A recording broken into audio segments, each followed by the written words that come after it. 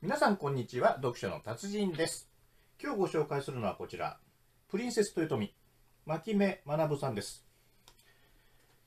大阪城が出てます。ストーリーは最初大きく2つに流れます。ダブルプロット、シェイクスピア方式。最初はっていうか1つ目、国の機関で会計検査院っていうのがあるんです。で、国のお金をちゃんと無駄遣いしてないか調べるっていう組織です。ここの松平っていう男がいて、ある検査のために大阪に訪れます。でそこで大阪のとんでもない秘密を突き止める。でそれをどういうふうに処理していくのかという話で、もう一個、中学生の男の子、大阪、これ舞台大阪です。で、松平は東京から来るんですけどね。で、これは大輔君。ちっちゃい頃から女の子になりたいと思ってた、わりかしそんなに見てくれ女の子っていう感じじゃない、男の子。いつか女の子になりたい。ある日、セーラー服を着て学校に行きます。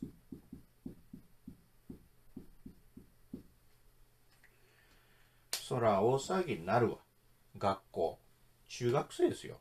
中学生でクラスメートの男がセーラー服着て学校来たら、もう学校の中ひっくり返るぐらいの大騒ぎになる。それはそうですよ。で、この2つの話が、まずこっち、これ後からつながるんですよ。これ面白い話だわ。で、い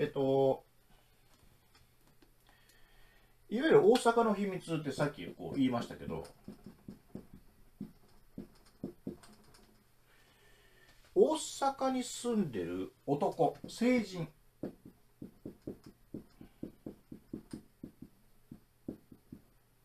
全員というわけじゃないかな、成人で、そして親が死んでることが条件なんです。ですから、年を取ってるまで親が死んでたら、メンバーじゃないんですけども、その連中はこの秘密を知ってるんです。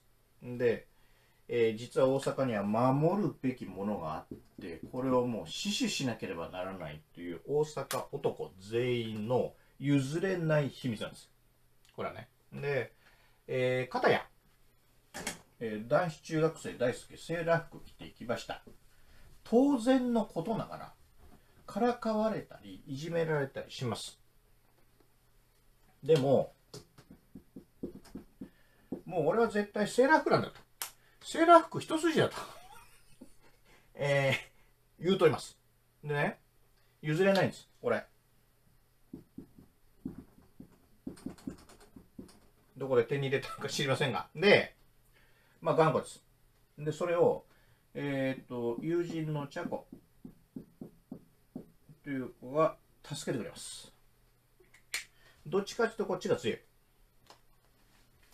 もう不良の番長のヤーさんの息子にボッコボコにやられるんですけども、それを聞いたチャコがすっ飛んでいって、そいつのところにもう向こうからブワーって走ってきて飛び上がって、もうすげえ飛び蹴りを顔面に決めるっていう、シーンが出てきて大変面白いそういう子ね。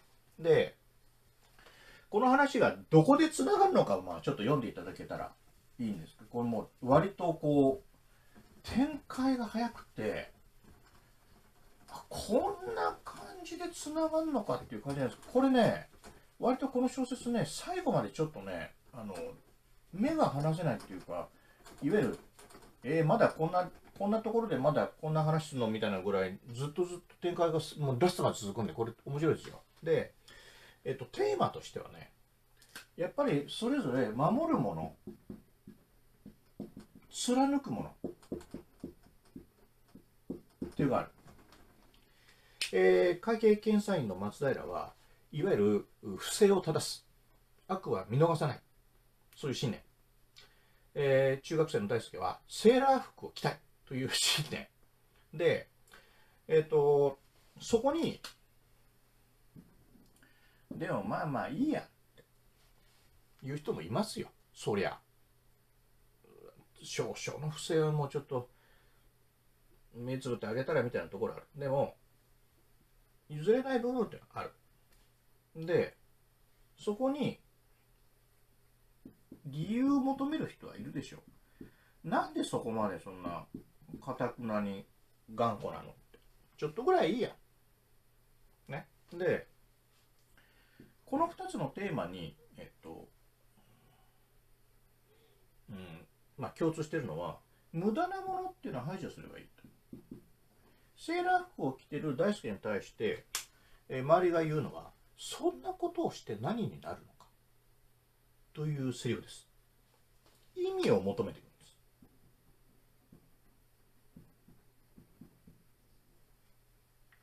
どこまでも、いわゆる不正を正す、正義を貫く、鬼と呼ばれながらもやるというところに、もうそこまでやっぱり意味を求めている。でね、無駄とは何かっていうのがこの話の一つ大きなテーマなんですよ。で、人生が損得だけで構成されてたら、やっぱつまらないですよ、人生が。で、味気ないです。でね、自分にはこういうものがあるっていう人ももちろんいるでしょう。でもその逆に、いや自分にはそういうものはなんかないなって、損得抜きに自分が守りたい、貫きたい、そういうものがあるかっていうと自分にはないっていう人もいるでしょう。でもこれを読んでると、多分人類平等に全員そういうものは多分与えられてるんですよ。ただそれに気づいてるかどうかが違う、どうやら。でまあ年取ってから多分気づくことがほとんどなんじゃないかな。この大阪の男たちを見てると、これを自分は守ってたのかって、これを貫いてたのか。でも若くしてそれを知る人もいますよ。それはやっぱり幸せなんじゃない、その人の人生はと思いますよ。でね、まあ守るべきものっていうのはみんなあるっていうのは1個、これ大きくテーマ2つあるんです、おそらく。これ僕の考えですよ。1つは守るものっていうのが自分の中にある、貫くもの。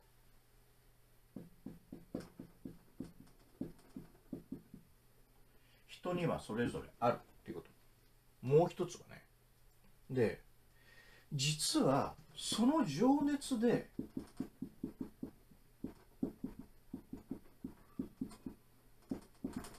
あなたも守られてるということです。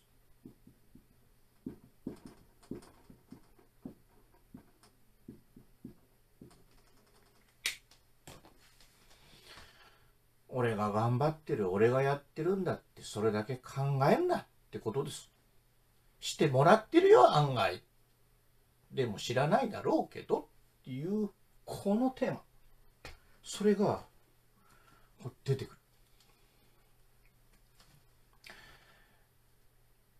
大阪の人間の情というものがすごく優しく情熱的に荒々しく描かれてるんですけど、でも大阪っていいなってちょっと思います。こう読むとね、プリンセス豊臣、ちょっと前の小説でドラマだか映画化にもされてるんですよ、これね。まあ見ようと思ったら動画とかでも見れるのかもしれないですけど、でもまずはちょっとね、小説読んでみてください。ラストまで目が離せないどんでん返しが続く最高の小説です。プリンセス豊臣、牧目学さん、読書の達人でした。